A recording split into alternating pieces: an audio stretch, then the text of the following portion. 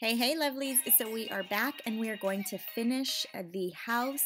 The last few days, I actually took some time and cleaned the entire lower section of the house. And unfortunately, I lost a ton of footage. So this is going to be a very quick video on some of the deep cleaning that I did in the kitchen. But I wanted to make sure that the kitchen was saved for one of the last parts of the house, one of the last areas, just because we were still living in the home for almost 2 weeks. We had no furniture, no fridge, but we did have a place to stay. So me and my kids actually borrowed an air mattress from a neighbor and an ice chest, and that's how we did. That's how we stayed for a couple weeks. So kind of like indoor camping, I guess, right? Without all of the bugs and the outdoor. But for those last 2 weeks, I will share that our air conditioning wasn't working. So on the upstairs level, so we really just kept ourselves to the downstairs level.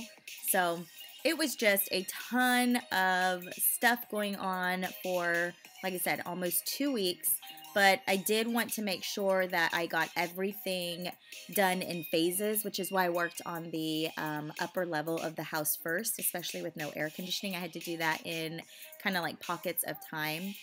And then here I am cleaning the stove, and the stove was already clean, but I wanted to make sure that I went in and just gave it an extra deep clean. So I was using the Mr. Clean sponges. If you guys have never used them, I highly recommend them.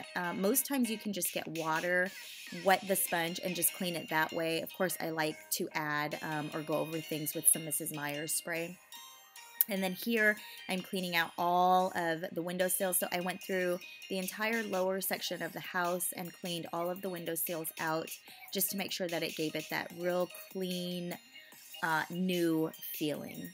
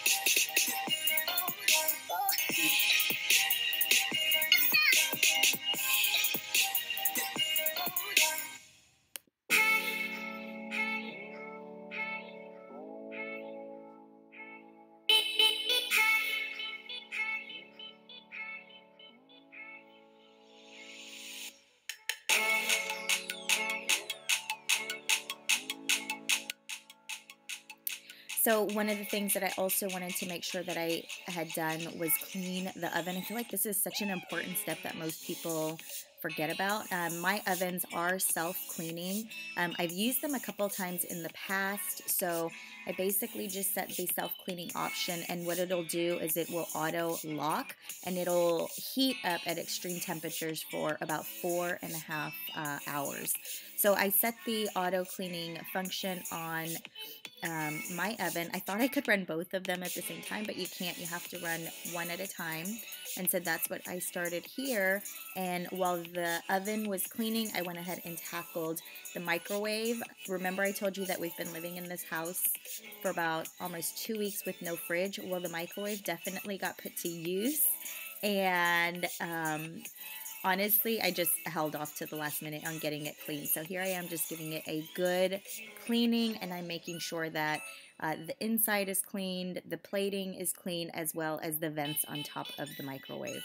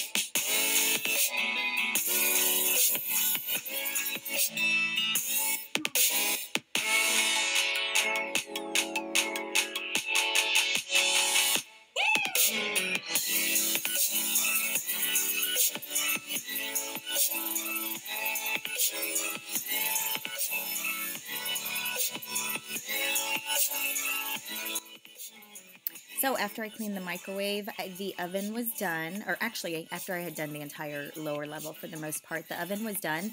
And I went in with a wet rag just to wipe off any residue that was there, but it was so hot. You'll see some of the steam kind of coming from the door. I only went over the door just because I wanted to try and get that glass as clean as possible. And I realized that it was just too hot for me to clean anything else. So I decided I was just going to let that cool down while I started to shampoo the upstairs.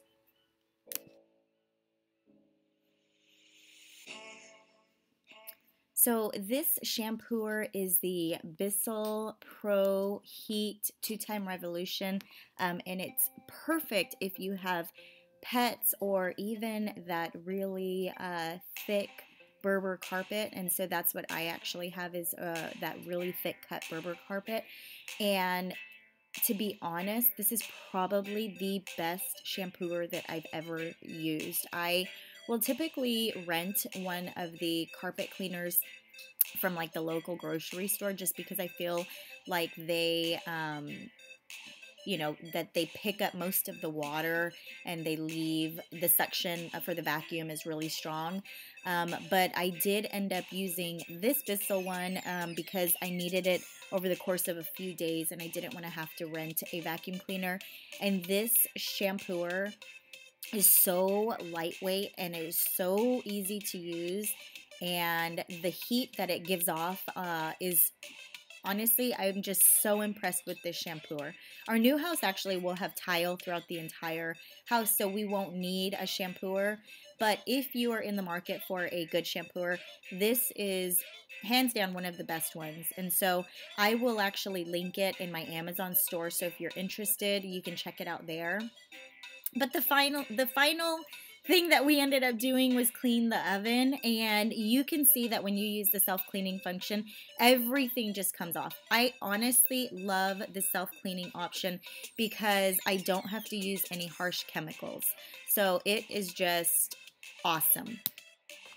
Now, that concludes today's video. I am so sorry that it is short. I can't believe I lost so much footage, but I did want to just share with you guys some of the final cleaning steps that I took to get this house ready. I just want to wish our new owners some great memories and some happy times in their new home. I hope that they enjoy it as much as we do. And as always, lovelies, I will see you guys in the next one.